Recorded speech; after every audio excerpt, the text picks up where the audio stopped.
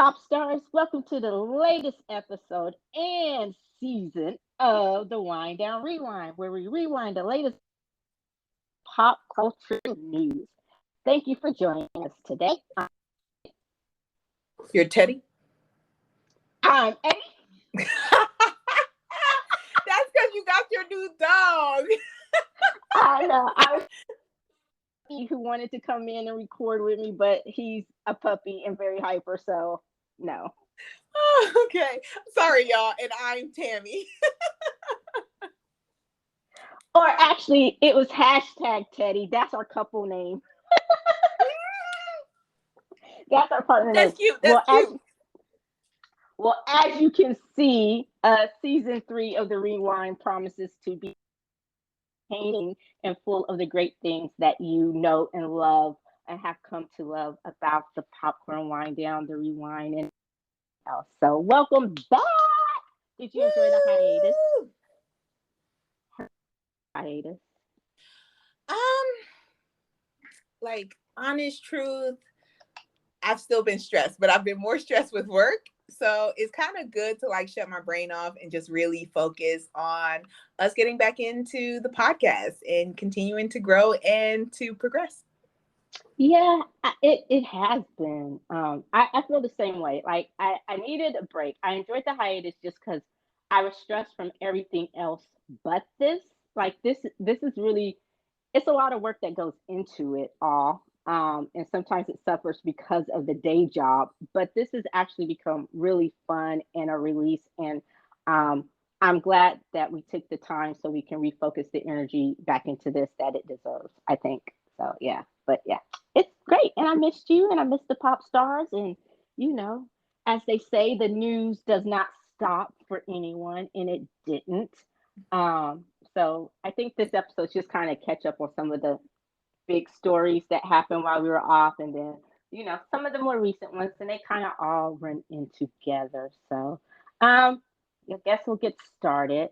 First, we'll start off with a rest in peace to Lisa Marie Presley. She passed away at 54 years old. She was Elvis's only child, and she died a couple of days after Austin Butler won the Golden Globe for portraying her father in Elvis. So rest in peace. Thoughts and prayers to her family, fans, and all of that. She was buried at Graceland with her dad, though. So that's a good thing. Yeah. Also to Annie Wershing, rest in peace. She doesn't have it's not a household name, but she has a very recognizable face. But she's an actress who played in 24, amongst other roles. She passed away of cancer at the age of 44. She was on General Hospital, right? Yeah, she was also in General Hospital as well. So rest in peace to her. And then, of course, rest in peace to Tyre Nichols, the latest victim of not gun violence, but police brutality. I think, everyone has seen the video or heard about what happened in Memphis. Did you watch the video? Absolutely not. I didn't intend to. I was turning on the news. Like I had made it up in my mind that I was done. I didn't want to see any more of these videos, and I had no intention of watching it. And I was turning on the news, and I guess I knew it was going to be released on the day that I was watching the news. I just thought it would be released later. So the news program I was watching, I hadn't realized that the video had already been released. And so literally I turn the channel and it's just right there. And I watched a little bit of it and I couldn't take anymore because it just, my spirit, my soul had me in tears. And I understood why the authorities in Memphis, the officials in Memphis gave the warning that they gave. And it was bad. Let me just say, I watched enough of it so you wouldn't have to, and it was bad. And I agree with Bryn Crump that this should be the blueprint. The way the officials handled the officers in this case should be the blueprint. The swiftness with which they moved, and relieving those directly responsible of their duties. Not letting them hide behind the shield, the badge, giving them death duty, refusing to release names, and all of that. I think that should be the blueprint for the rest of the country moving forward. And then the investigation into who else was there, who did what, the EMTs that have been fired, the other police officers who have been relieved of duty because of their failure to render aid and all of that, their complicity in this situation. I agree with that. What do you think? Yes. I agree, but I do have a question, and maybe this is just me playing devil's advocate. Okay. But seeing as how all the officers were Black, does it feel different on how they responded with Black officers killing a Black man compared to if it was white officers who had killed a Black man? Because I feel like we've been so desensitized to police brutality across the country. And granted, I know every city and every town is different on how they respond to these things, right? But just on how swiftly they moved, I'm very happy about that.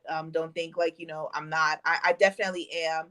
But I don't know. Like, I think just because of history and just how many times this has happened repeatedly over and over again, that while I appreciate how swiftly they moved and the swift decisions that they made, in the back of my head, I can't get rid of the thought, how different would it have been if it was white officers who had done this compared to the Black officers that did this, on how swiftly they moved, because there weren't even excuses about their behavior. Like, it was just automatic.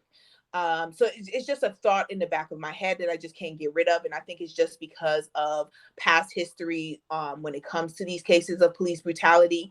So like I said before, I really do appreciate how swiftly they moved. I fully understand, I fully support it, but I just cannot get rid of that gnawing thought in the back of my head on the next time, depending on the race of the officers, how swiftly are we going to move?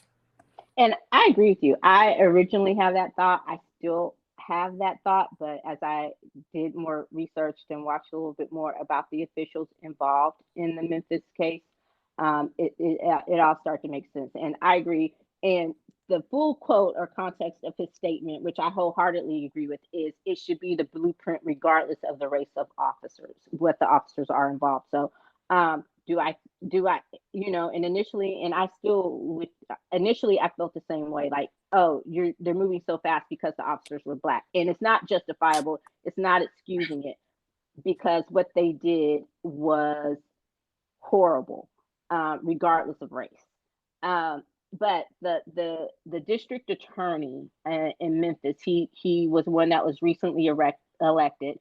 Believe it or not, he was a progressive, and he ran on this ticket of police brutality, being open, having opening that veil.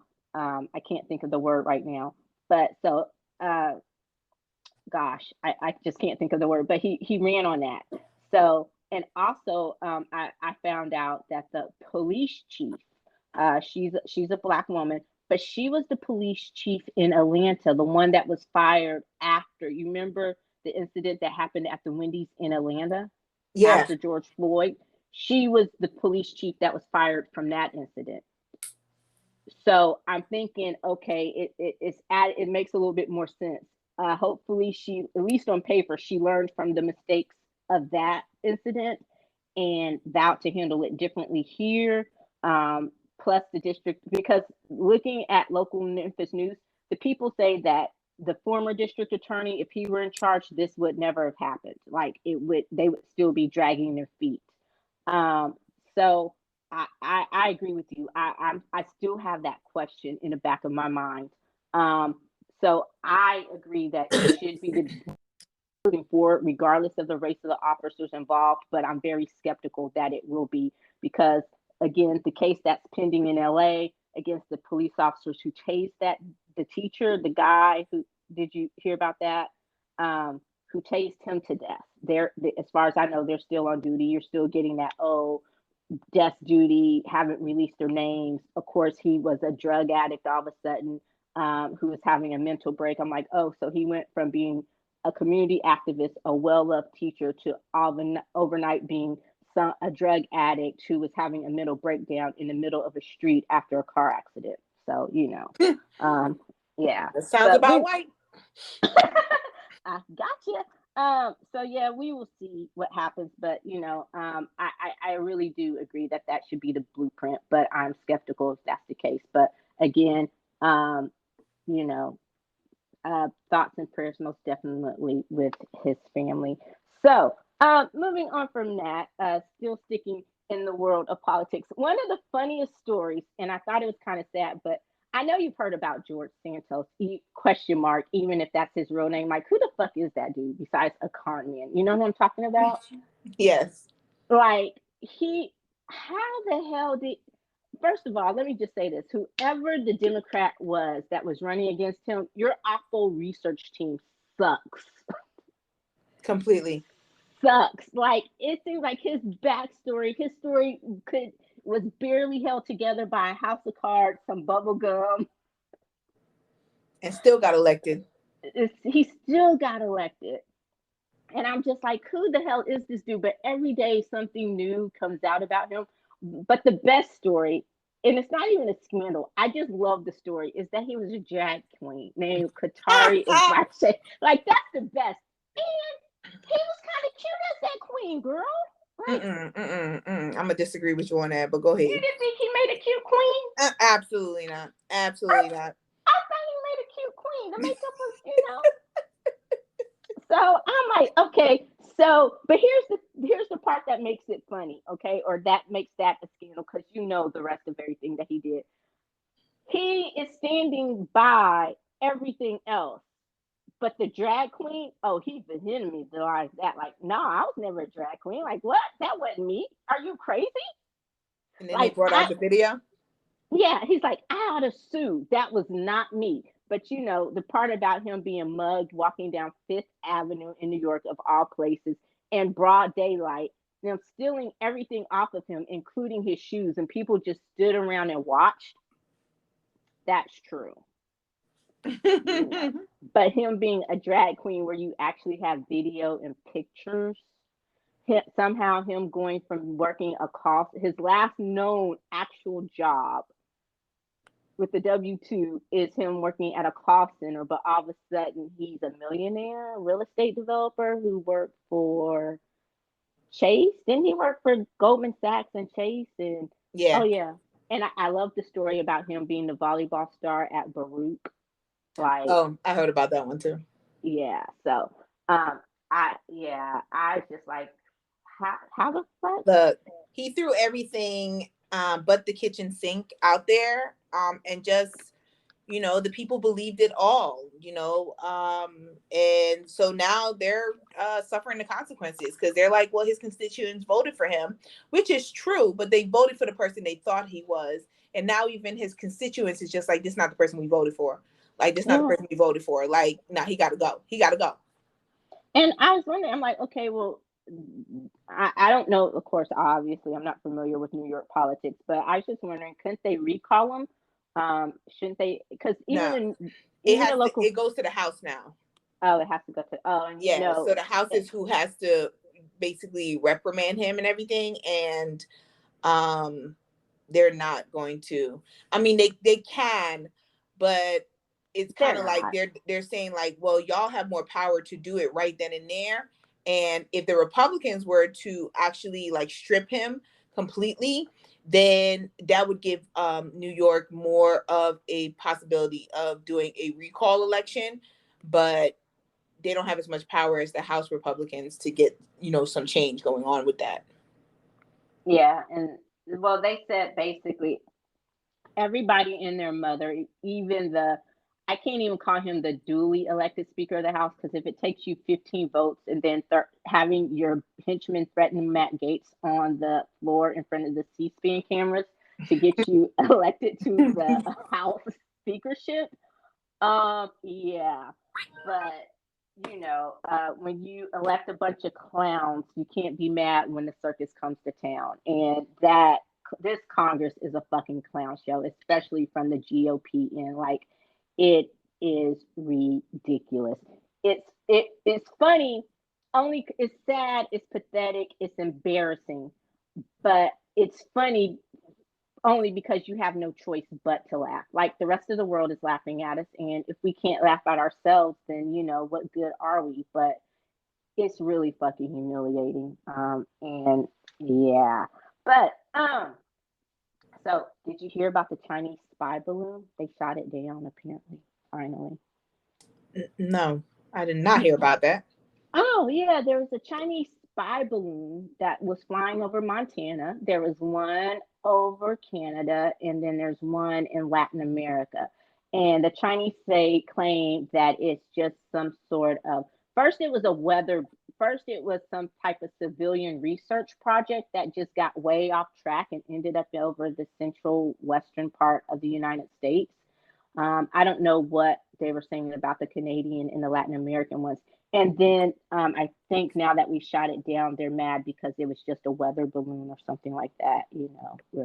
So I guess Herschel Walker was right. They were trying to get their clean air back, or they were mad because, they were trying to steal more of our. Throwing that shade.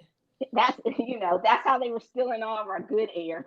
Was the spy balloon. So, yeah. But speaking of China, have you heard about all the TikTok bans?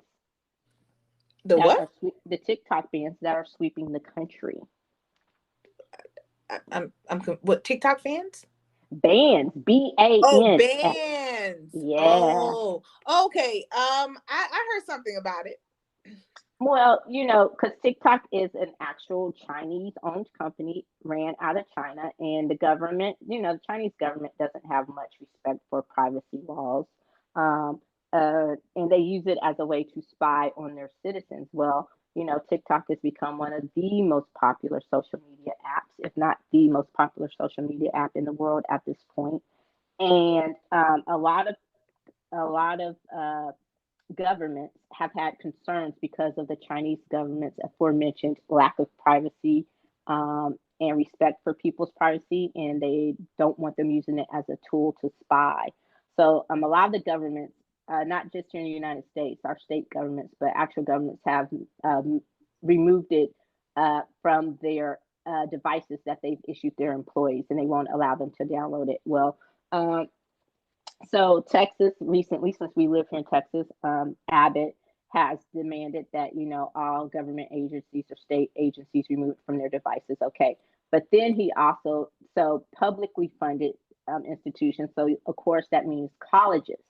So a lot of the colleges here, publicly funded colleges, UT, A&M, have Texas Tech, and some others. I don't know if Tech has removed it yet, but they have started to block it on their from their Wi-Fi.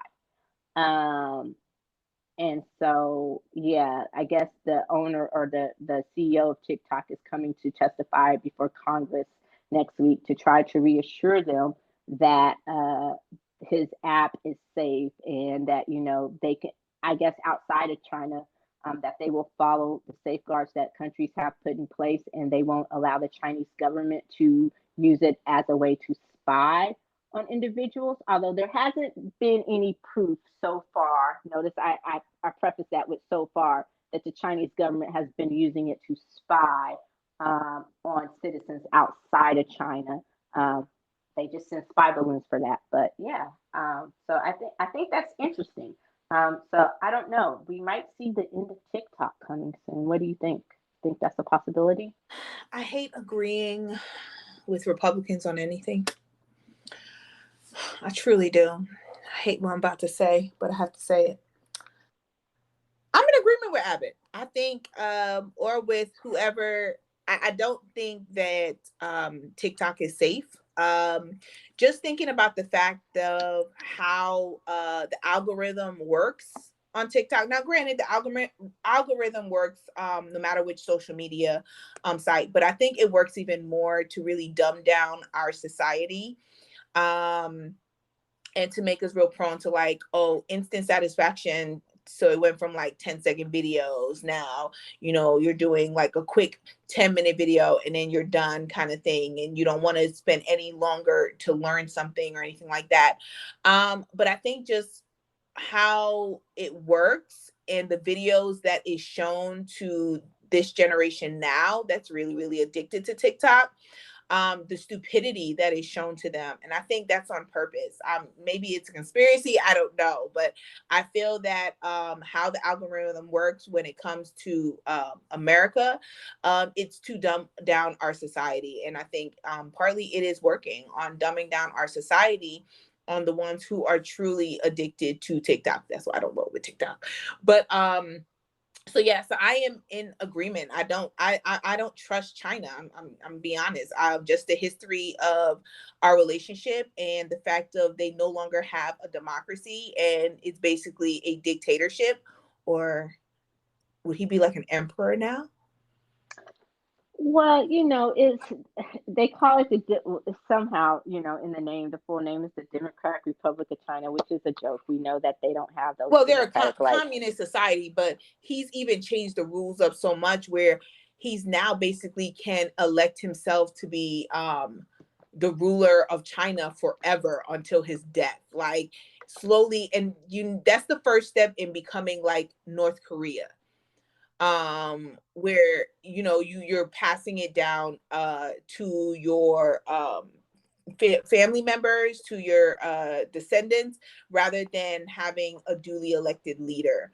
And so all of that, the fact of like there's no respect for that, and how the people in China are really suffering, and just how their lives are, and no matter the cover up, like it's not all picnics in China. I don't care how strong of their economy is, the poverty is just ridiculous. And so yeah, I think that it's a good move. Sometimes we got to make some hard decisions, and that's one decision I'm in support of.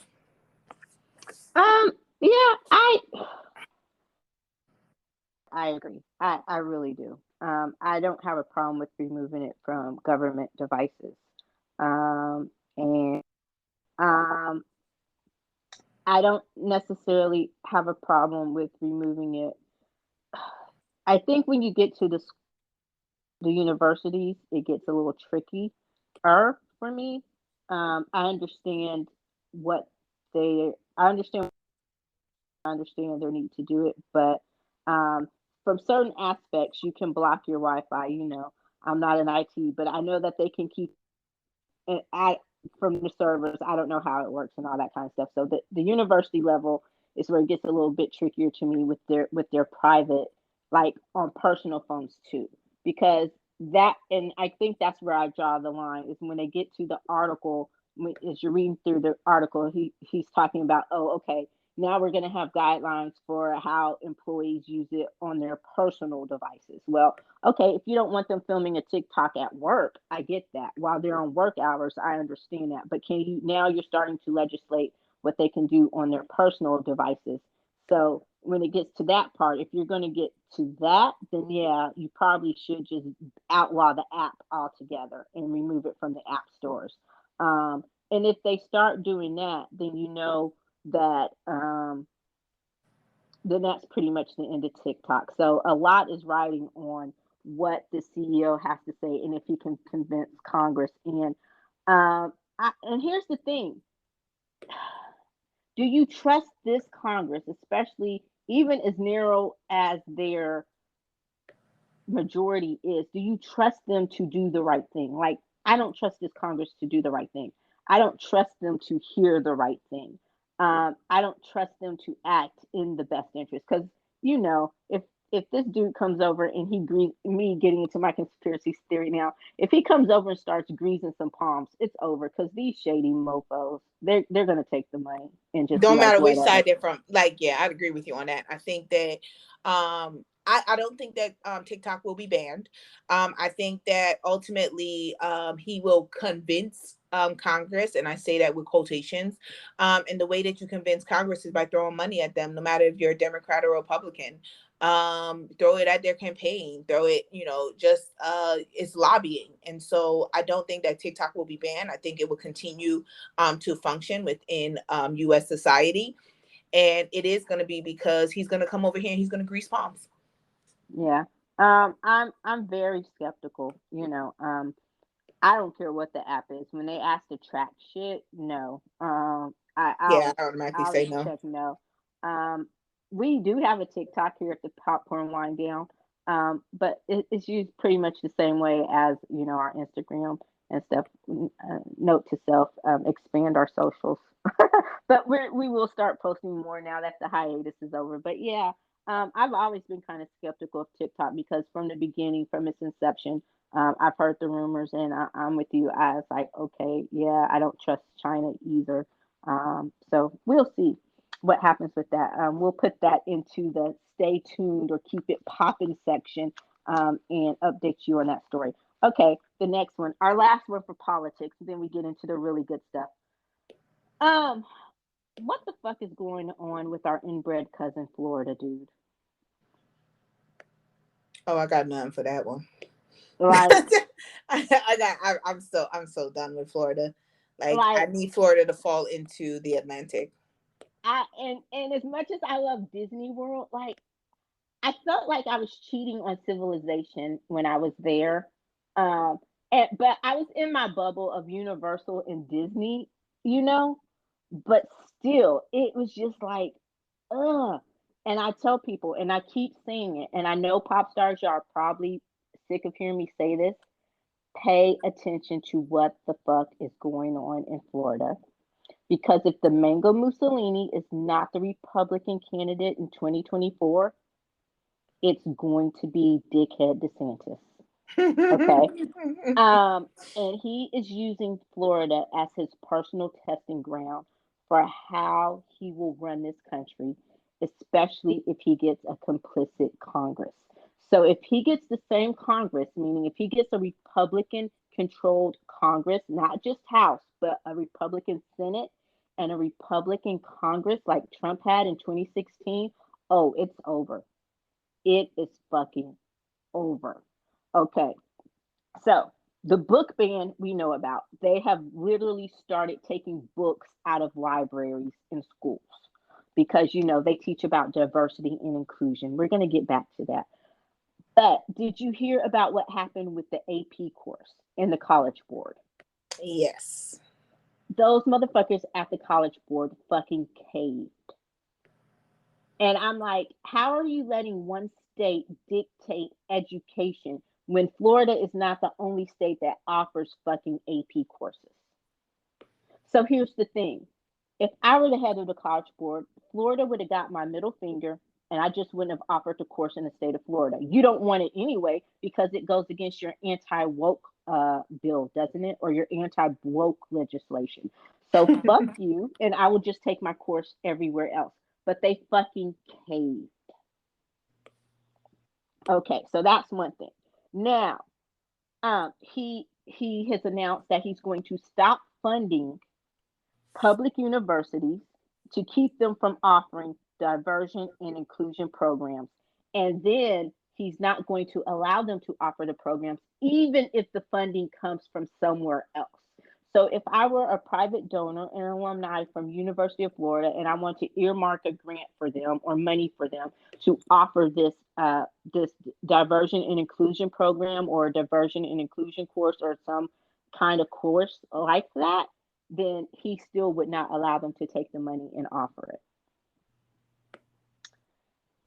So his attack on education, I'm kind of used to, and like you said, but the latest thing to me, the thing that would probably tip me to actually get the fuck up out of Florida is what they're considering doing to female athletes, to girl athletes. They're considering tracking their menstrual cycles. So every year when you go take your physical, as a high schooler, as a middle schooler, I'm supposed to fucking put down on there how often my child bleeds? Are you fucking kidding me? What the fuck business is it of yours? Are you crazy? I'm sorry. It's funny. And I know there's gonna be some stupid motherfuckers out there that fill that shit out and think it's okay. They re-elected him, so they think it's okay in Florida. like I said, pay attention to what's happening in Florida. It's not always what they say because politicians talk that talk. This motherfucker is walking the walk. Yeah, just pay attention. And I'm with you. Yeah, we could be 59 states. So if we lose Florida, we can just add Puerto Rico or just make DC an actual state now, and it will still have our 50 balance. Like, and then we could relocate Disney World. Leave it right there. Let Disney go off into the abyss too. Hey, is that Mickey Mouse slander? You know how I feel about Mickey Mouse. Yeah, but Mickey Mouse stayed in Florida. But the corporate headquarters. Well, that was the old CEO. I think if Iger was in charge at the time, he would have left. But see, what had happened was just how I feel about that Mickey Mouse slander. Tammy, of all the hurtful things you've ever said to me, that cut me deep. Like my heart. I'm sorry, but you gonna have to take me. You gonna have to take me out for that because I can't take back that one. I'm sorry, I can't. Florida can take Disney with them because Disney stays. It's just like in Atlanta with Georgia. Like after all the shit that Kemp did first and all of that went down, and Marvel Studios still stayed in Georgia. Like nah, like you can go too. Yeah. Oh my god. I'm having palpitations. I can't breathe. Sometimes you gotta be honest about your people, Eddie. You gotta be honest about your people. Mickey Mouse can't help what the people who try to control him do. It ain't Mickey's fault. Like, no. But Mickey gonna suffer the consequences though. I stay 10 toes down for Mickey, dog. Like, nah. All right. So have you read Spare yet? I know we had talked about it. Have I read what? Spare. No. But I heard there is some tea up in there. Girl, I love me some tea, right? Let me tell you, I started Spare.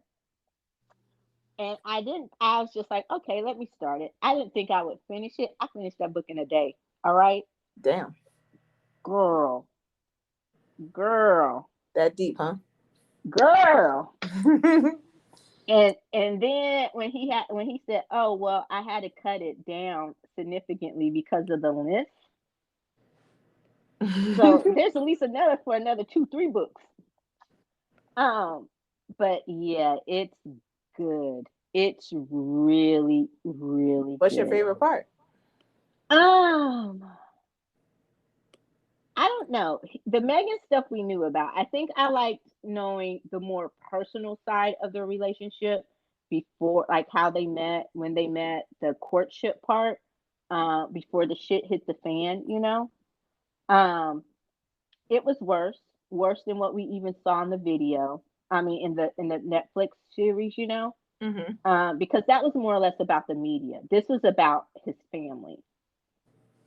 And you could see the correlations that he was trying to make between her and his mom.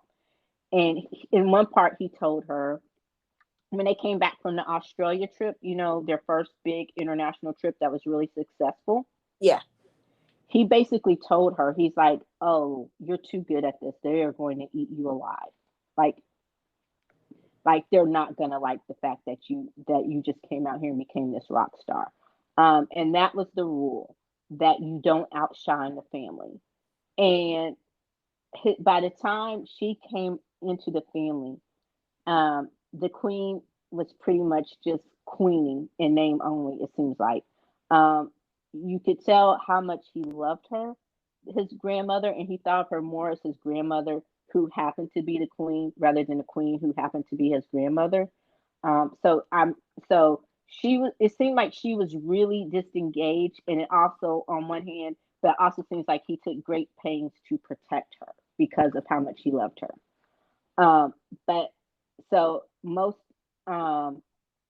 He was nervous. He was nervous when he found out he had to ask the queen. Like, he really did not know that he had to ask his grandmother for permission to marry her. And he was really nervous because, he wasn't the next in line. And he knew William would have to do it, but he didn't think he would have to do it. So he asked her during a hunting trip if he could for permission. And she was like, yeah. And he's like, oh, okay. And he was like, it's that simple. Like he built it up to be this whole big thing in his head. He was like, and then he was like, oh God. He's like, just take yes when you get it. And he ran with it. So, from that. But William and Kate didn't seem like they had any love for her from the very beginning.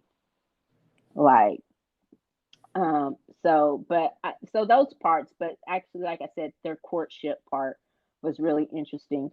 Um, he really didn't talk a lot about his mom before she died. It kind of picks up with the summer that she passed away and how he found out, and it goes from there.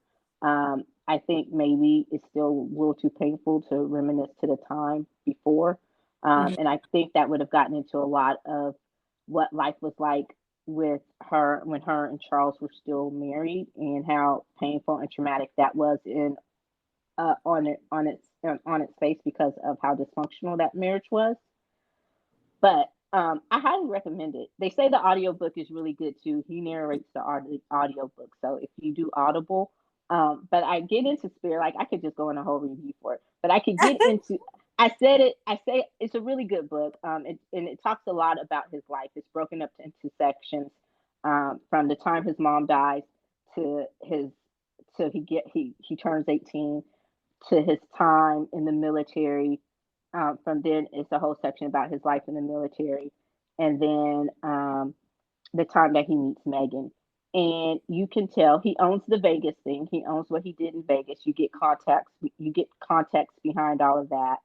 Um, but you can tell that he was basically thought of, no offense, no pun intended, as the redheaded stepchild his whole life. Everyone treated him like that except for his mother.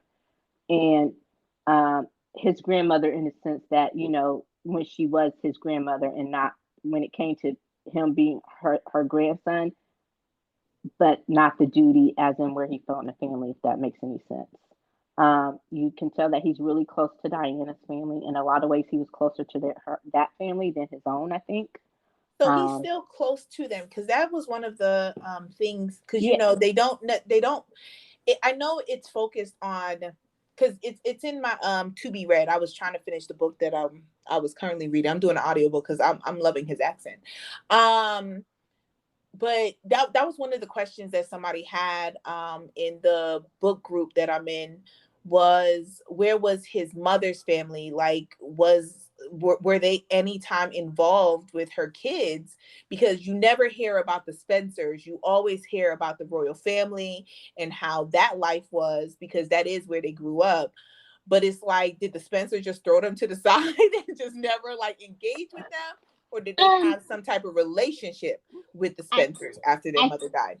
I think they did, but it was very surface or peripheral, Mm-hmm. But I think as he got older and he could decide for himself, he was left to his own devices a lot because he was the spare. So, but yeah, like the whole thing, we all heard about the whole tiara thing, right? He explains that. And what finally made them cave on letting her wear the tiara was the fact that Diana's family said, fuck it, you can wear hers. Because they have it. Yeah. So they were going to allow Megan to wear Diana's tiara in the wedding. And that's what let them, because so he explains a lot of that stuff, but they were there. So I think he became closer to them the older he got, and he could actually make that decision for himself. Because it was really regimented, and he did grow up sheltered, but he was off. Like I said, he was often left to his own devices and ignored a lot, and just the afterthought. Like he said, it was pointed out to him quite often that he was not the heir. Um, and the differences in treatment between him and William. And as they got older, it became more pronounced. And they were not as close as people thought they were. They loved each other, and he loved William like his big brother, but they weren't as close as people thought.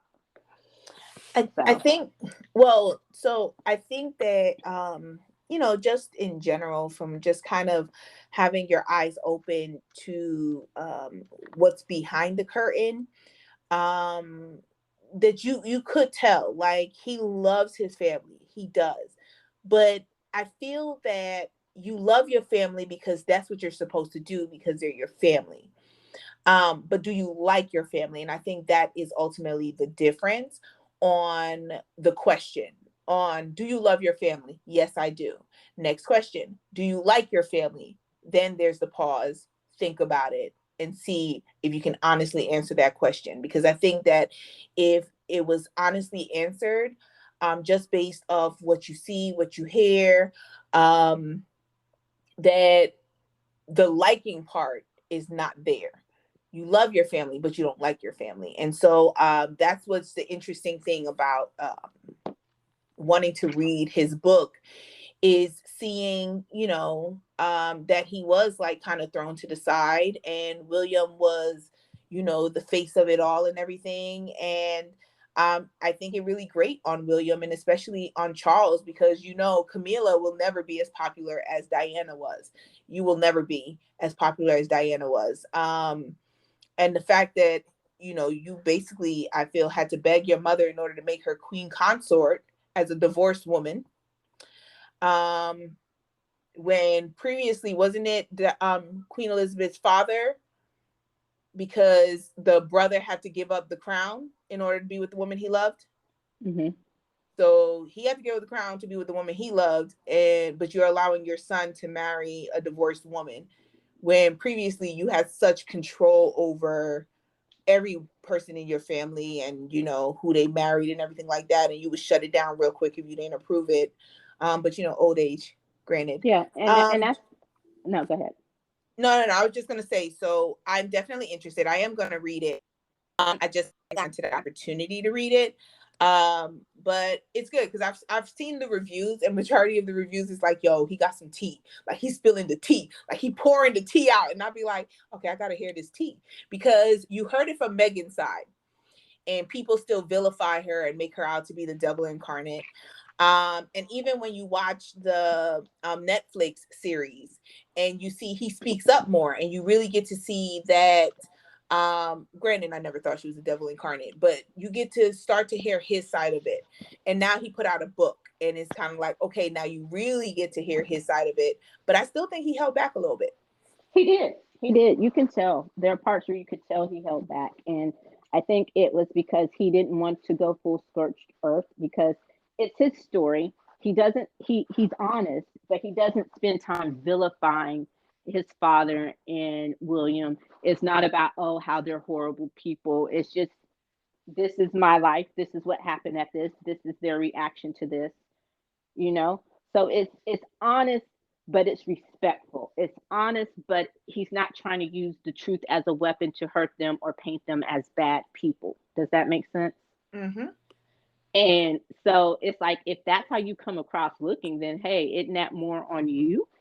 And I know at one point William had been your favorite, but Harry has always been my favorite. I don't know why. I just never took to William like I did Harry. I was just like, oh, okay, William, Harry. To me, they were a package deal. So if I liked Harry, then I guess William had to be somewhere on that list. But Harry's always been my favorite.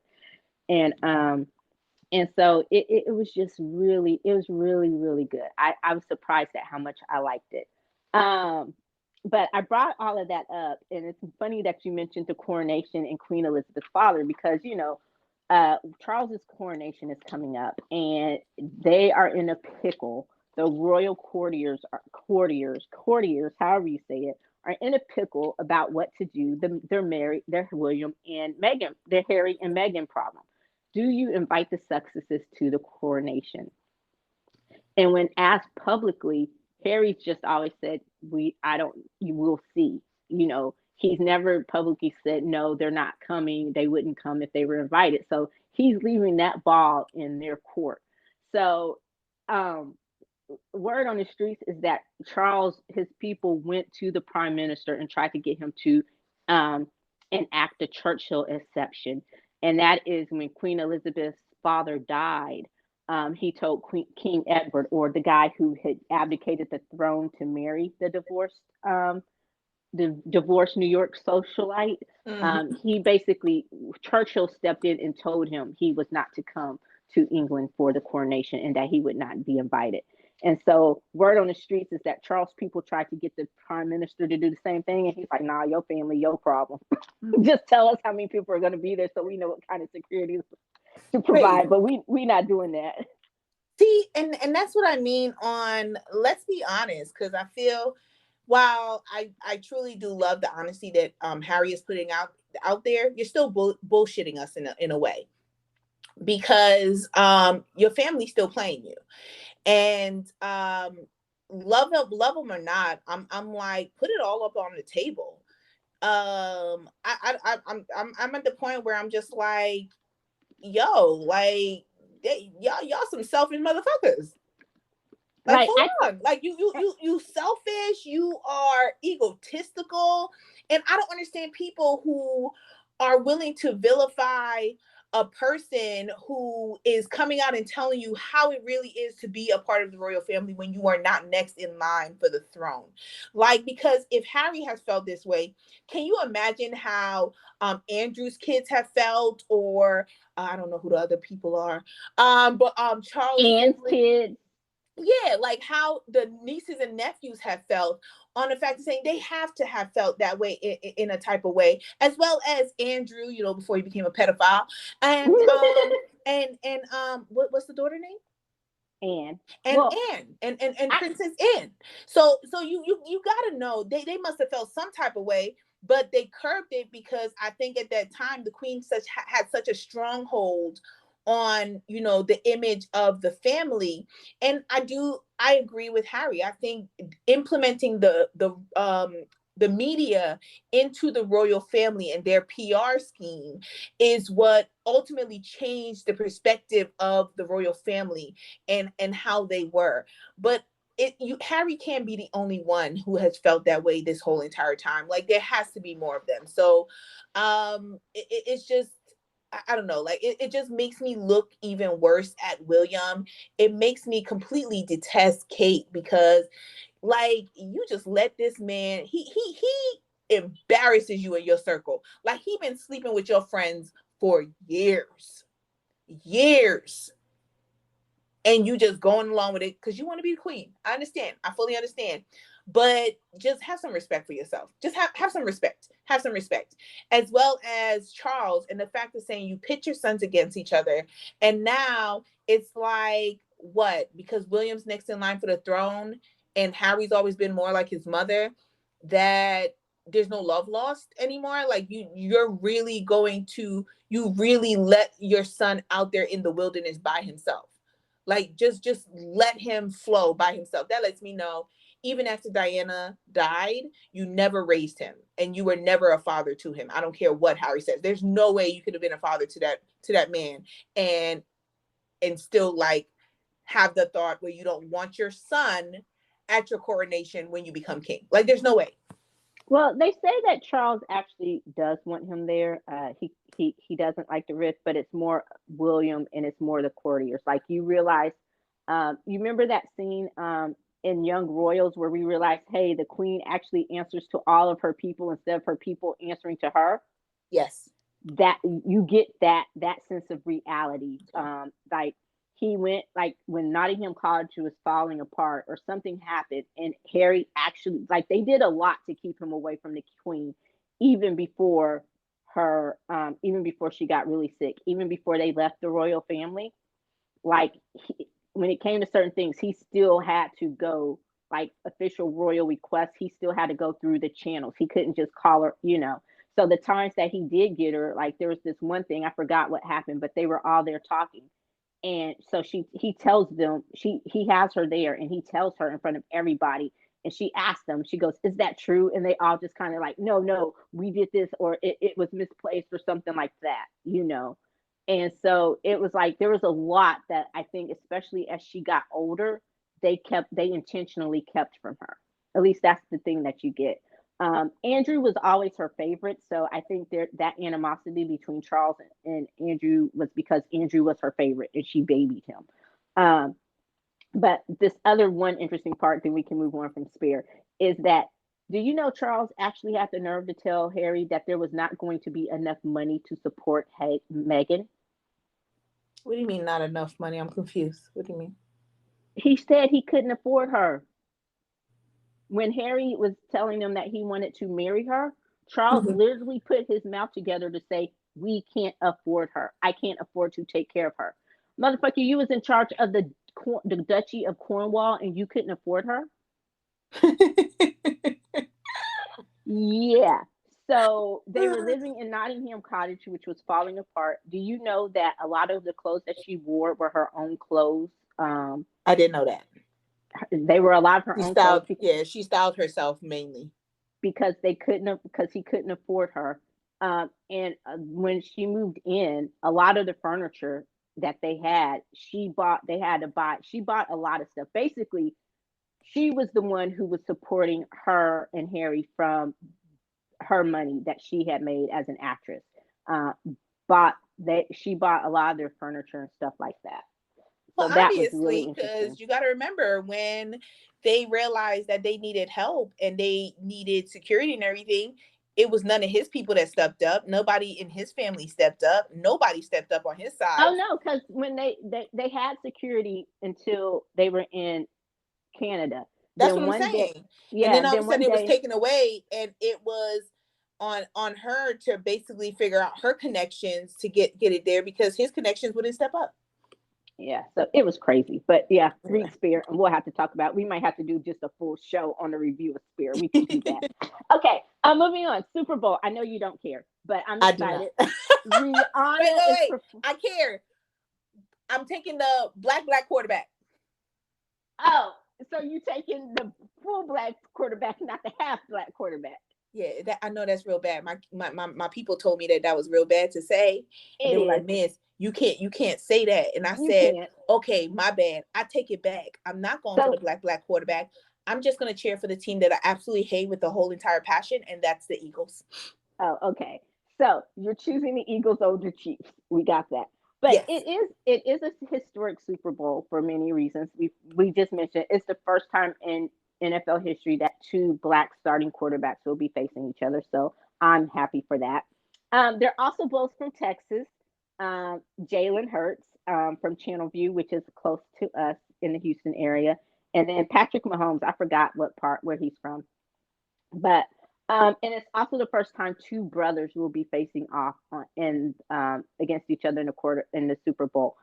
Travis Kelsey is the tight end with his sexy ass from the Kansas City Chiefs, and his brother Jason is the center for the Eagles. So they, even though they both play on offense, they won't physically be on the field at the same time. But you know, I'm excited. I don't know who I want to win. I like both teams. I like Jalen Hurts. I shared a plane ride with Jalen Hurts one time, so you know that one time I was on the plane with Jalen Hurts. You know, that's my celebrity moment. But anyway, I don't know. I just want to see a good game, and I'm excited for the Super Bowl halftime show with Rihanna. So that's going to be interesting. So yeah, just a good game, hopefully. I will not be Um, watching. the GOAT retired finally, officially. Tom Brady has said he is officially done. So I think he will start his post football career next year, calling games for Fox Sports. A big contract. And speaking of Brady, I kind of want to see that movie 80 for Brady with Jane Fonda and Sally Field. It looks really cute. I think Rita Moreno's in it too. Um, just a side note. No, I'm not asking you to review it because I know the answer would be hell no. Oh, I just see. Thank goodness you know me well enough now, Eddie. But I am gonna watch it. It looks really cute, and you know I'm a fan. And I know Damar Hamlin, thank goodness, is on the road to recovery. I know that you heard about what happened to him, right? Yes. Monday Night Football. So he's on the road to recovery, which is really good. And I think that's really all. Oh, and LeBron is about 63 points away as of the taping of this. By the time this airs, he may have surpassed Kareem Abdul-Jabbar as the all-time leading scorer in NBA history. So that's something to stay on the lookout for with LeBron. I'm just going to ask a question. I'm sure it's going to be rhetorical. You have anything to add to the sports pop? Next topic. Okay, moving on to film and television. It's Oscar season, baby. I feel like, I don't know why. I feel like I'm a mix between a sportscaster and a talk show host. That the person who announces talk shows, that's what I felt like in the beginning. And then with that, I just felt like I was channeling my inner Dick Vitale with the "It's Oscar season, baby." Boop, Okay, boop. stop. So did you see the nominations? Were you surprised by any of the nominations? I got a question. Yeah. Who was nominated? Well, Elvis was nominated for like, Really? Like for Best Actor? yes, I'm all he for it. I don't was. even care who else is running against him. He was nominated. He made for Best Actor. I think Elvis the movie got 6 or like 8. I'm all for it. It was also nominated for Best Movie. The movie that looks a little strange and trippy. It's on my list to watch because every year I try to watch as many Oscar movies as I can. Everything Everywhere All at Once with Michelle Yeoh. I love Michelle Yeoh, so I'm gonna check that out, and that's on streaming now. I think it's on Paramount or something, so you can watch it. Top Gun Maverick was nominated for 6, including Best Movie, which is really good. I hate saying this because I haven't watched it and I have no intention of watching it, but I feel like Avatar: The Way of the Water was a popularity vote. Yo, definitely. People waited so long, and from what I heard, it was boring as shit. Like, so, the first one, and I'm one of the few people, I watched the first one, but I was like, oh, it was really anticlimactic to me. I was just like, this is it. Like, The first one was something you watch once and never again. Yeah, it was one of those movies. So I really am not excited about the sequels to come. But it's been like Wait. the number. Did you say sequels? Yeah, it's been Like like plural? yeah, because they filmed like 2, 3, and 4 all at once. Wait, what? Yeah. So he made this big dramatic announcement about, oh, it surpassed, like it's made $1 billion. It was really quick to get to $1 billion. Okay, how about when we adjust for inflation? Yeah, it's still made money. It's still surpassed. So and even though, and it's been the number one movie since it's been released, but I'm like, dude, in all fairness, what the hell else has been out at the movies um in the last 2 months? You released it during dead air time, so we will see. The Fablemans, which is Steven Spielberg, I heard it was good, but so best lead actor, are you sure you want Austin Butler to win best lead actor? Let me get through the list. Okay. Austin Butler, Elvis, Colin Farrell, The Banshees of Inisherin.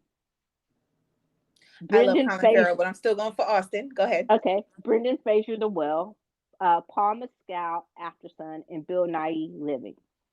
Okay. Austin Butler. I just have a question. How the fuck was Anna de Armas nominated for Blonde? Who? Anna de Armas. She was in Did the you see original it? Blonde. Yeah. No. Oh, I saw parts of it, and what I saw, her acting wasn't up to par. I mean, She's a congratulations. beautiful woman. She is. And congratulations for just, the recognition, but the movie and the acting wasn't all that great to me. So, but hey, Kate Blanchett got nominated for Tar. I want to see that, and of course the aforementioned Michelle Yeoh for Everything Everywhere All at Once. I'm all for the Asian. For best supporting actor, our boy by I can't even talk right now. I'm getting all excited. Brian Tyree Henry was nominated for Causeway. I have not seen it, but go Brian Tyree Henry. I'm sorry. Who is that? The twin, oh God, you're so horrible. The black twin from Bullet Train. Yes. Okay, what was he nominated for? This movie called Causeway. Okay. And then Ki Kwan, Everything All at Once. He played shortstop in Indiana Jones and the Temple of Doom. The little kid. Oh, He's sweetie. all grown up Oh, now. Eddie, come on now. What? You know I don't watch no Indiana Jones. Oh, never mind. Okay, but also Angela Bassett, Wakanda Forever, Best Supporting Actress. What? And then, so Angela Bassett and Brian Tyree Henry were the only people of color nominated. Do not say that. Do not say that. No, they were the Michelle only black Yeoh people. was not Michelle like, Blood. oh I my caught God. myself. I caught myself. Stop. I caught myself. They were the only black people nominated. I Can we caught myself. can we have a pause conversation right now? No. Because so after the nominations came out, I didn't fully check the list, but I did go online to kind of see what people were talking about. And I see all these people talking about how, oh, ain't no people of color. Like they were really saying like ain't none of us nominated and everything like that. And I was just like, wait, what? Because I remember I heard Michelle Yeoh was nominated. And I'm just like, Angela Bassett nominated. I'm just like, so we really still of the mindset that if we not nominated, we don't cheer for other people of color? No, They're not part of the people of color crew? Is that what we're no, saying? they are, and I caught myself. No, I'm not even saying for you. I'm just saying because, you know, in general, that's what's been going on for the last couple of years where like, it's like you hitting the Oscars so white, and there's never no focus on when other people of color are nominated, because if the person ain't black, then oh, you know, they so white. Not saying that they weren't, because they are. But I'm just saying, can we also recognize the other people of color that have been nominated every year and put support behind them as well? Because even if we like to throw out, they don't support us, that's an absolute lie. Because a lot of times they do support us. And we got to turn around and we got to start supporting other people of color as well. We support them, they'll support us. Like, you know, it's give and take, give and take. So just want to put my 2 cents out there. Sorry. No problem. And I agree. I love Michelle Yeoh as an actress. I'm all for it. I haven't seen, and I can't pronounce his name. Ki Yu Kwan. He played shortstop in Indiana Jones and Temple of Doom. He'd almost quit acting just because of the racism and things that he faced after that role. And so I think he worked as a stunt coordinator and stuff for a while. So he's been in Hollywood, but I know this is one of his first major roles. So I'm also him and Brian Tyree Henry, though, they're in the same category, and that sucks. So I'm going for one or the other. If Brian Tyree does not win, then I definitely want Ki Yu Kwan to win. And of course, Angela Bassett, yo. But Viola Davis was one of the biggest snubs. She should have been nominated for the Woman King. I think, honestly, she should have been nominated over Anna de Armas. And I'm going to watch Blonde because, like I said, I try to make it a point to watch the movies that are nominated in the major categories. So I am now going to have to watch Blonde, even though I heard it was not a great movie. And I can give a full accounting and critique and get her the full range of how good of a, if she did an Oscar worthy job. With just From a bad film. Maybe she was yeah, Oscar worthy, but the film was just really bad. yeah. Kind of like Kristen Stewart in that Diana movie. Yes. Yeah. So I will see. I will have a full, but just from what I've seen of it, I can honestly say that may have been a popular. I don't know what that was, but I will leave it at that and say that yes, I agree that Viola Davis was definitely snubbed. I think the Woman King as a whole was snubbed. So Lashana was snubbed. Lashana Lynch. yes, yes, She like, I mean, absolutely phenomenal. Now, granted, I understand that I'm all for Angela Bassett winning, but Lashana Lynch should have been nominated. She did a phenomenal job on the role that she played in The Woman King as well. yeah. So and from Till, I think Danielle Deadweiler. The movie, I don't know if it should have gotten nominated, but I know Danielle Deadweiler should have gotten some love for her role as Emmett Till's mother in the movie. So it was, and I can still say that sometimes you hear people say, "Oh, the snubs," and you're just thinking, "Oh, well, not every black actor or every black movie should be nominated." But I can actually agree with these with some of these criticisms or critiques, we will call them. of the Oscars and their snubbings this year. So we will see what happens. And I'm going to start watching my Oscar movies here probably within the next week to catch up on them all. And a lot of them are on streaming, thankfully. But normally, AMC, for those of you who are like me, AMC usually does a day or two where they show all the Oscar nominated movies over a couple of days, the major ones. So you can always go to that. But unfortunately, it's usually held during the middle of the week. And if you're like me, you can't just take 2 days off of work to go chill in the movies, although as much as I would love to do that, you know. But anyway, the Razzies, you know, the ones that nominate for the most horrible films and all that, the worst films of the year, they caught all the smoke for nominating a 12-year-old girl for best actress. And she was the star of the remake for Firestarter. Now, granted, the movie wasn't that great. From my understanding, I didn't watch it. I know you're a huge Zac Efron fan. Did you watch it? I did. I went to the theater and saw it. Oh, was it good?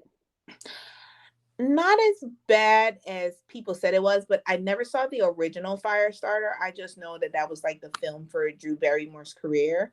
Just kind of starting out.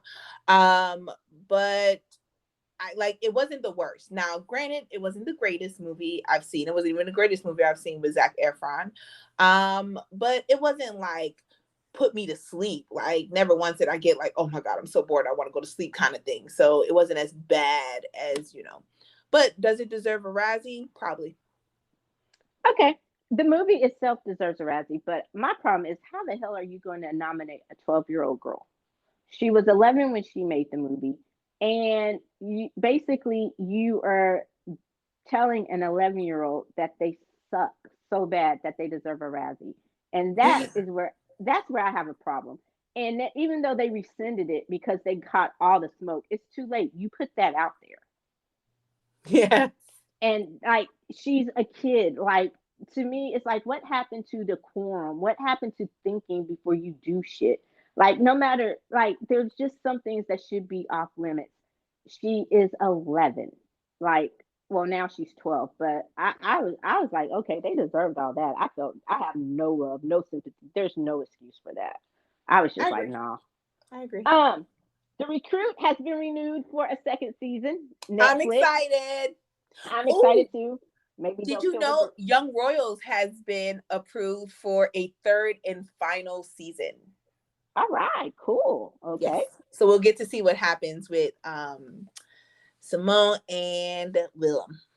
All right. I'm excited about that. Jeremy Renner is home from the hospital recuperating after his horrible accident with the snowplow.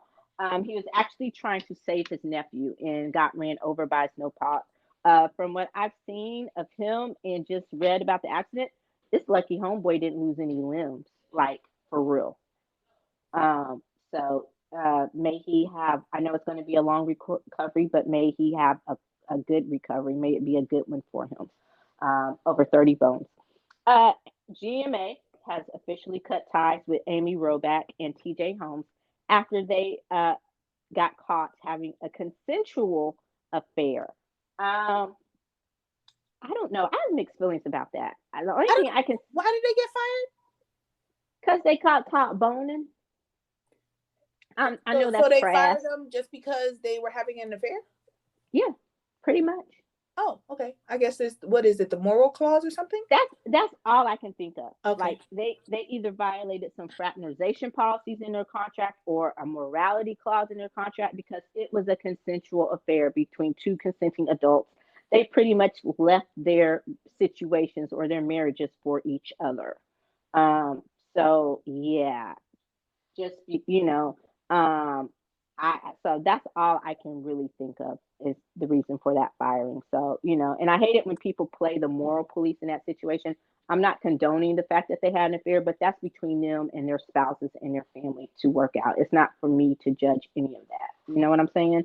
So that's all I can think of. I'm going to judge it, but I don't think you should be fired for it. I'm just going to put it out there. I'm still judging you. I'm a human being. Like, we got to be honest. Like, we judge it because you cheated on your significant other. Both of you did in order to be together. Like I said, I'm not condoning it. But like I said, should you be not fired? No. Yeah, Yeah, I'm not condoning it, but yeah, I'm also not here to cast stones and say, and play the moral police. So yeah. unless there was We some, all done stuff. We all done stuff. yeah. Okay. So unless there was some morality clause or fraternization clause in your contract, it was an affair by two consenting adults, which should be handled between them. It's unfortunate that their private life became public like that, but they were two of the most popular anchors on that GMA3 show. From my understanding, it was pretty much GMA3 was pretty much their show. So I don't know.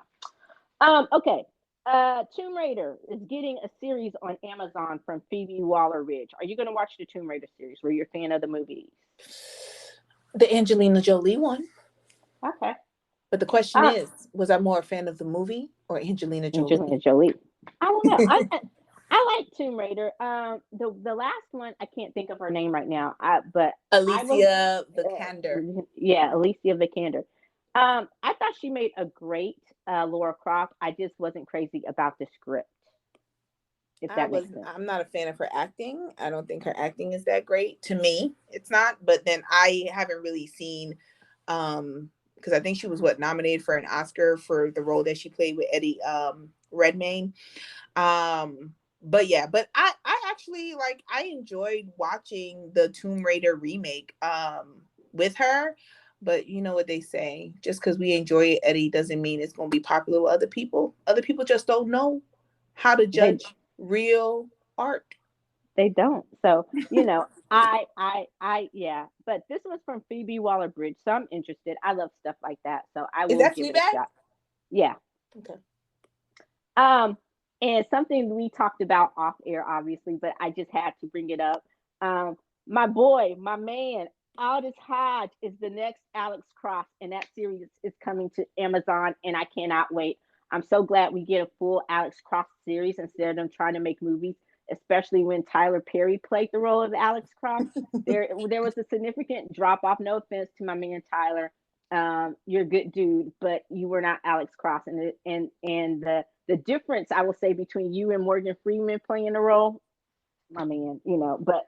So I'm interested to see what Aldous Hodge can do with it. I am so excited about that series. Did his other series get canceled? I don't know that he was. Oh, the one City on the Hill, or are you talking about Leverage? Whichever one he was playing. Remember, because he couldn't be in Leverage fully because of his other taping. That was due to Black Adam and City on the Hill. So he had a lot going on. I think City on the Hill just wrapped up after 3 seasons or so. I think City on the Hill was originally one of those shows that was supposed to be just a limited series for 1 season, and it was so good they brought it back for like a couple more. Gotcha. So I don't think that was supposed to be a permanent thing. So that was always intended to be a short run. Next, but yeah, so I'm looking forward to that. Okay, I'm gonna go really quick. Michael Jackson's nephew Jafar is going to play him in a biopic. Wait.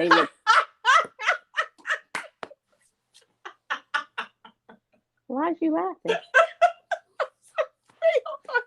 Eddie, I apologize. What? Pop stars, I apologize. Eddie, can you start that over again from the beginning, please? Michael Jackson's nephew Jafar Jackson. I don't know whose kid he is. One of the Jackson brothers or sisters. He not Janet's, obviously. But he's going to play Michael in a movie, in a biopic by Antoine Fuqua. And actually, he does look like Michael Jackson via the Thriller era. So them Jackson genes are strong. So yeah, but he looks like Michael pre the lightning and plastic surgery days. So he looks like Michael via Thriller era. It was actually a good casting. I just hope he can act. Who the heck names their child Jafar? The Jacksons, and there are people named Jafar.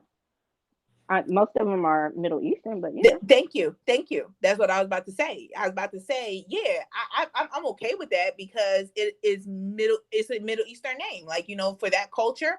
So if someone in that culture wants to name their child that's great because it's part of your culture, those names. But you just roll out, so who they named their kid after.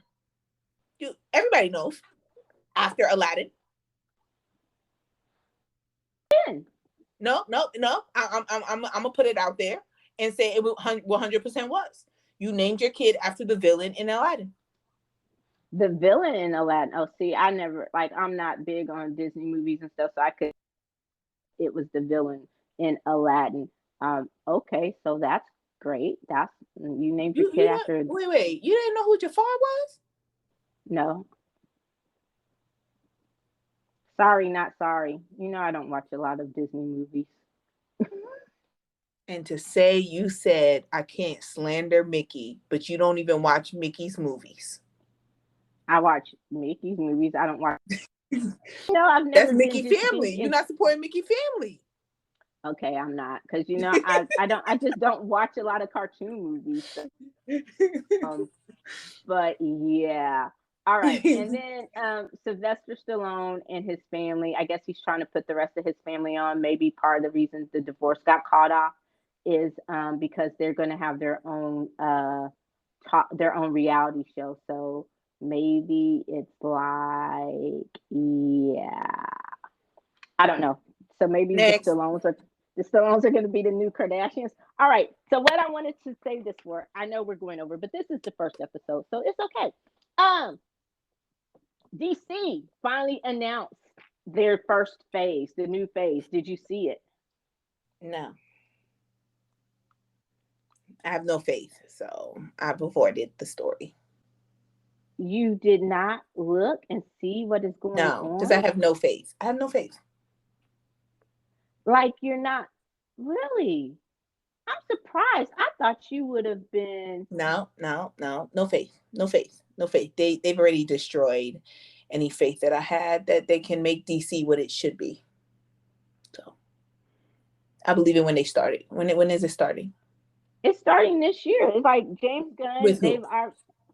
Well, we still get this right. We still get the Batman part two, which I'm excited about. But from what he says, they're going to phase it out after this because they want to bring it into the DCU. Although I think you could still do it, and I think that's part of the problem. You can still take this Batman, and you can still have Robert Pattinson play Batman if that's what he wants to do, and bring it into your DCU. So I think you get it's like if you're changing the way it works and because of superheroes and multiverses, it would work really, really well. But anyway, Superman Legacy, Henry Cavill, as we know, was announced to be playing Superman, but he's not going to be playing Superman anymore. So we get a new Superman movie in 2025. Rumored to be the front runner is Jacob. Gosh, I can't remember his name now. His last name. The dude from oh gosh, fuck the Australian dude from Euphoria, and you know, and who played Jacob Elordi? yes, yes, thank you. I was having a brain fart. He's rumored to be the front runner for Superman. Yay or nay? Okay. And then the Authority. Some of these are like lesser known stuff. Supergirl, the Woman of Tomorrow, she gets a full movie. The Swamp Thing. Waller. She's Amanda Waller is going to get her own spinoff series with Viola Davis as Amanda Waller. You gonna watch? It's Viola Davis. Okay. The Lanterns, which is going to be on HBO, and I'm reserving comment because a lot of these are a lot of lesser known things. So it's not like a lot of big tentpole names that you're used to, that you think would be used to be the foundation for a series. So I don't know. I'm with you. I'm holding out hope. I'm going to give them the benefit of the doubt, I guess is where I'm at with that. So we will see. Okay, music. Congratulations, RM. Since Indigo dropped, it has been on the Billboard Hot 100 and Billboard Hot 200 charts. It's been about 7 weeks on both charts. So congratulations to him. That makes him the longest charting Korean soloist. Yay. Indigo is the bomb still. And I found my favorite song. I think I've told you, I'm Closer. I love that song with Paul Blanco and Mahalia. So it's a no skips, but that's the song that I go to when I just have time to listen to one song. I just feel like hearing an RM song. That's it. That's the song that's on every playlist for this year so far. Okay. Vibe by Taeyang and Jimin. Did you like it? Was it a vibe? No. I loved it. No. I It wasn't. So my opinion of Vibe is it wasn't anything special to me. Not to say that it wasn't a good song that got you moving, but it was nothing special. Like I swear that if it was by any other artist, first of all, it wouldn't have done as well. If it was by like that, that's my thing. Like I feel like now because I've listened to so much K-pop music, that I'm at the point where like distinguishing between good music and music that just sells because of who the artists are. And so I feel that Taeyang and Jimin Vibe, while it was an okay, I felt like it was a little like it was nothing special. So I'm like, if it wasn't for Taeyang and Jimin doing that song, I don't like I think everybody would have bypassed it. Like it would have been ignored. So that's just like how I see it. So of course, like I mean, you know, it's a typical K-pop song, but would it have been as popular? No, but then you know what? That's reality. So what am I talking well, about? see, I don't know that anyone else could have done that song and it would sounded the same or been as good to me. So I'm of a different mindset. I liked it. I really did. It's a vibe, and it's also one of my go-to songs when I just want to feel like moving a little bit. And it's like, yeah, okay, I got it. I got it. Um, so I really do like it, and I like the kind of live version that they did, which is slowed down a little bit and changed up a little bit. So almost acoustic, but not quite. It's just with the live band in the back, I so it's saw it. good. Um, and I, because I don't go back to as much older K-pop as you do, I was today years old, not literally today, but I was 5 years old when I realized that Taeyang was a member of Big Bang. Yes. Um, and I tend to be of the concept of, gosh, and I listened to some Big Bang before, and I think I said they were like but I'm a bigger fan of Big Bang as soloists than I have been of them together. And that comeback song that they had, it didn't do anything really to change my opinion of them as a group together. But so I think, That was their but last song. They were just trying to do that to get out of their contracts. so I like Taeyang, who's on the Black label. I like G Dragon. I like them as soloists, so we'll see. But I'm looking forward to his album, which is supposed to be dropping in April or May, according to him. To Taeyang. Jimin's album should be coming within the next month. I'm interested to see how what it is. I'm not going to say how it's going to do because I think, like you said, just because of who he is, it's going to sell. But I'm interested to see if it's really good, if I really like it, how much I'm going to like it. So we will see. I'm going into that with an open mind. Um, Blackpink, they're headlining Coachella. Congratulations to them, first K-pop group to headline Coachella, K-pop artist. So I am excited about that. It is official. Frank Ocean is also headlining Coachella. Interested to see if he drops anything new before we get to Coachella. We still have a couple of months. Coachella's not till April, so it's just nice to see Frank Ocean make a comeback. He's one of those elusive, reclusive artists who doesn't say a lot or do a lot publicly. He's not all over social media, so for all we know, Frank Ocean could come back, do some songs from Blonde and Orange and or Channel Orange, and then go back and hibernate for another 10 years. Who knows? But Mm-hmm. um, so also stick with K-pop. JB is supposed to be heading into the military sometime this month. I'm with you. I think he's going to be one of those ones that just quietly goes into the military, and before you know it, in April, oh, we'll get here's the picture of JB after training. Like I don't think we'll know exactly what day he goes into, but I know it's supposed to be this month. So It all depends on if he allows his younger members to make a deal about it. So I think JB will only go quietly if he keeps it really on the DL and he tells the younger members that they can't like say anything. But if he like kind of just lets them flow the way that they normally do, I think that Bam Bam will make it a big deal. Him oh, going into the military. I was gonna Bam say Bam, Yogi would be up in that. Young Jay. would be in that.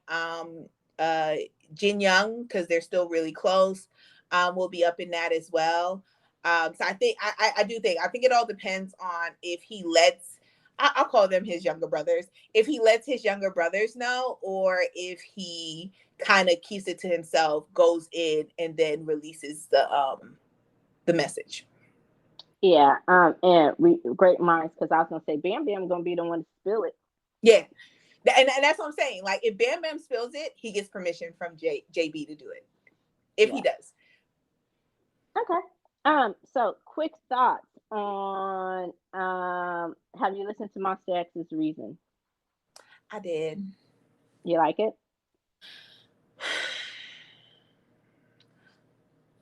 It's like a hit or miss kind of thing. Okay, so it's I like it because it's Monster X sound. I love the fact of, even as Shonu is in the military, Monster X hasn't lost their sound. Like, they're flowing with the sound that they are, but there's still evolution to it at the same time.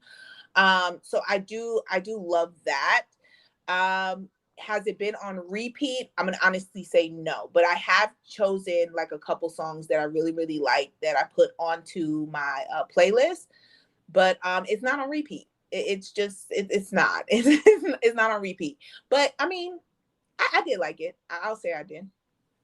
Okay. I can't say that I disagree. I like it because it's Monster X, but is it something that I've just gone back to? No. I found the songs that I like, and those are the ones that I concentrate on, if that makes sense.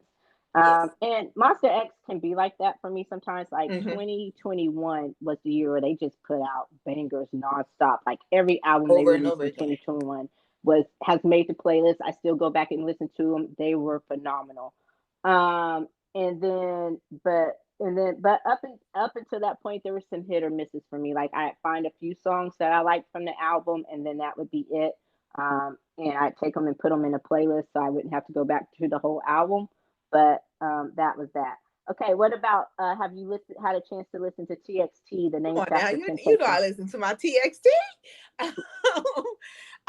Yes, and a little surprised because it definitely is a different sound. And so, what I will say about TXT real quick is, I love that as a young group that they are, because I think they did debut in 2019 or 2018, one of those years. You do see the evolution of their music. They're not putting out the exact same sound every single time, at least in my opinion. They're not putting out the exact same sound, the exact same songs every single time, with just different words, like another group that I'm not going to name. And hyphen. And hyphen. So I love, even if I necessarily don't love every single song completely and totally, I love the evolution of their sound and that they try different things. And I think the concepts that they come out with for TXT works. It works every single time. Like, I fall into every single concept that they put out there. And what I will say is, Taeyeon's voice gets better and better every CD. There's a reason why he is the main vocalist in the group. I love his voice. I think that he's a phenomenal singer, and they need to continue to shine light on him. I know Pinky is like is like the number one, and Subin is number two. They're the most popular members, but Taeyeon should get way more attention than he currently has, because he is so talented. And I hope as they continue to showcase his vocals. Okay. That's my little review of it. I agree with most of what you said. I liked it better than Thursday's Child. Okay. And I like that they are experimenting with the sound. And so far, no two albums sound the same. Like, I love that you can always expect something different. And it may not hit like Thursday's Child didn't hit with me, but that was extremely popular for them. I know that. I also like that they are getting more attention.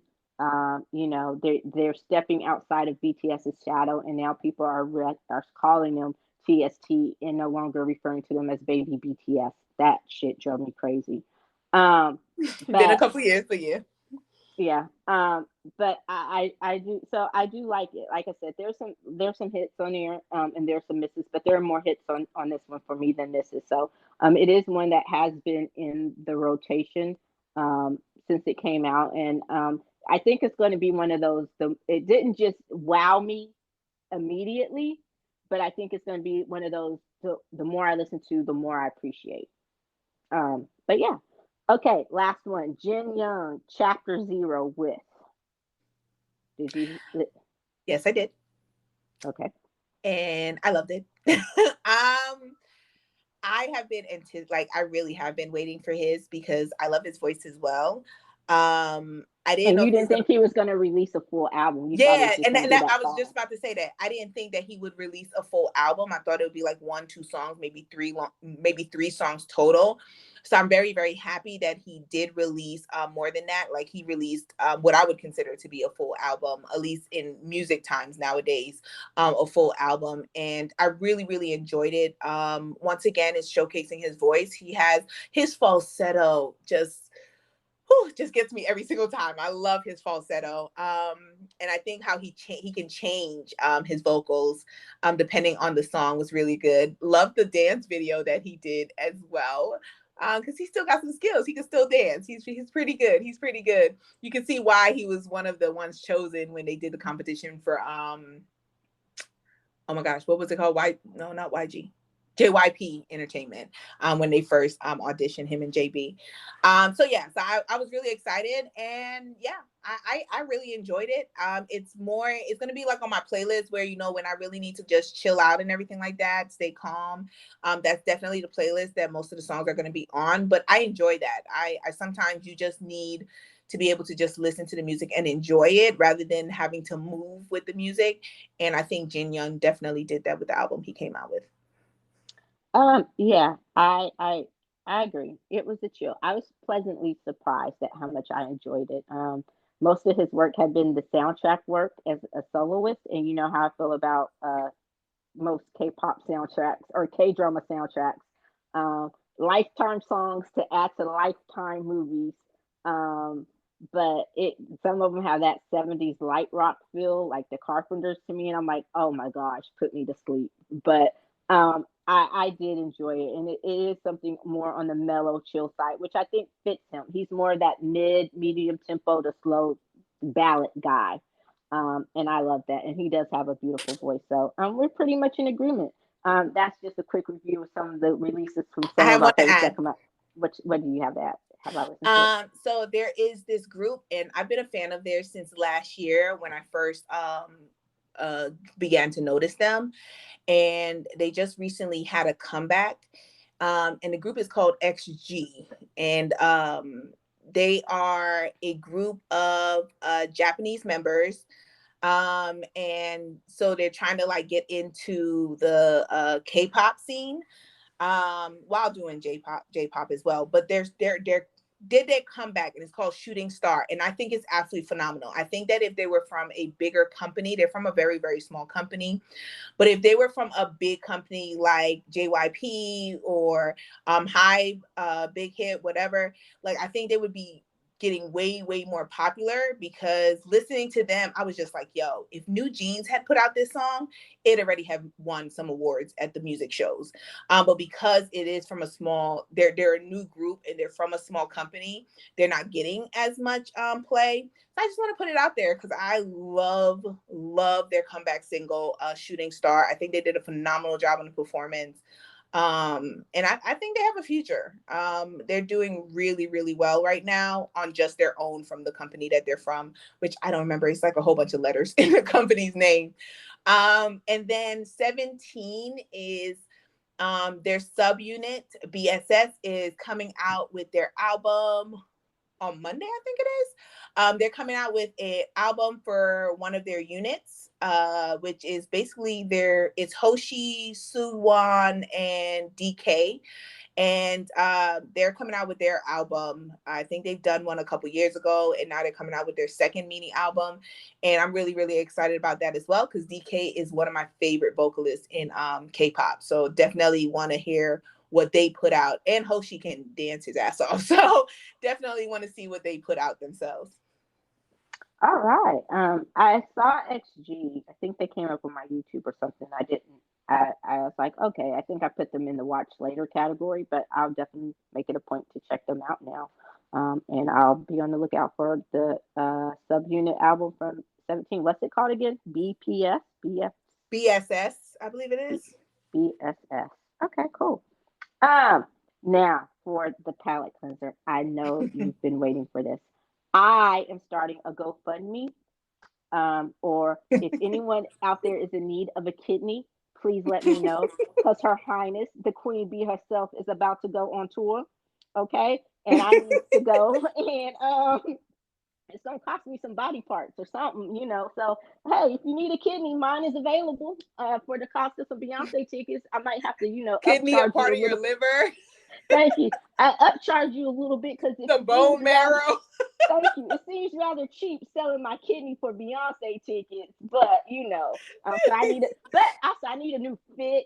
Got to get the hair and the nails done. I gotta go fly to see Beyonce, and I might have to travel to make that happen. It's not guaranteed. It's gonna be a local thing, but so What? You that think she gonna have a full on tour and not come to her hometown? I know she gonna come to her hometown. I just don't know that I'm gonna be able to get tickets here in You're right. Houston. You're right. So You're right. They'll this be is sold out in 5 seconds or look, less. this is a negotiation. I'm gonna have to go if I'm giving up body parts. I'm gonna have to go where I can, get in a little cheaper, get in where I fit in, You're pay right. hotel fees and stuff like that. So, I'm a G to this. I'm a G to this. But It's funny because having I'm sorry. said Go ahead. that, Ticketmaster has been put on notice by the Beehive.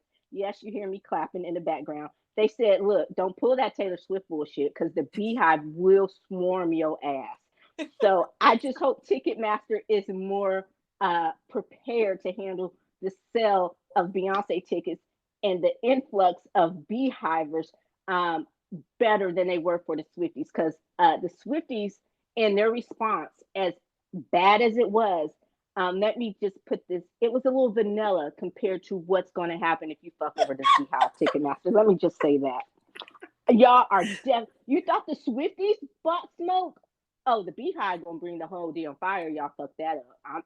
Beehive I'm will just burn that saying. shit down to the ground. I'm just saying they are. You don't fuck with the Queen Mother, okay?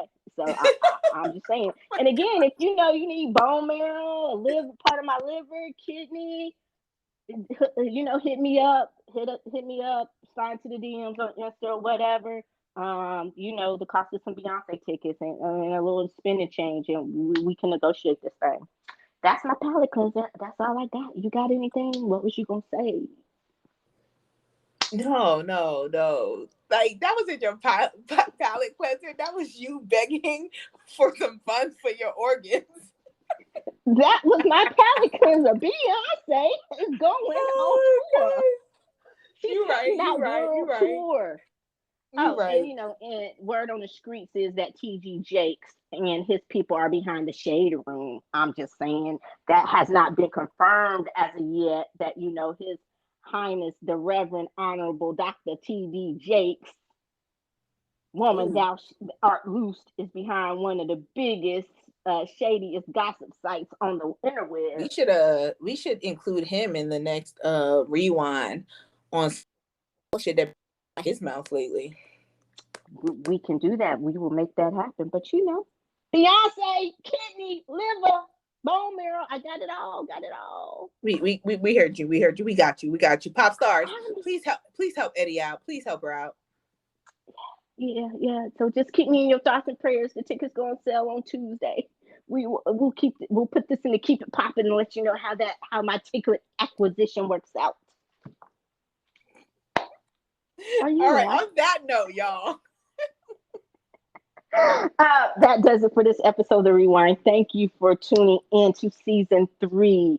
And please be sure to like, listen, follow, comment anywhere you listen to your podcast because we got it like that. We international. You can also keep up to date on the latest in entertainment, pop culture news, as well as other amazing kernels of pop culture goodness at the Popcorn Wine Down.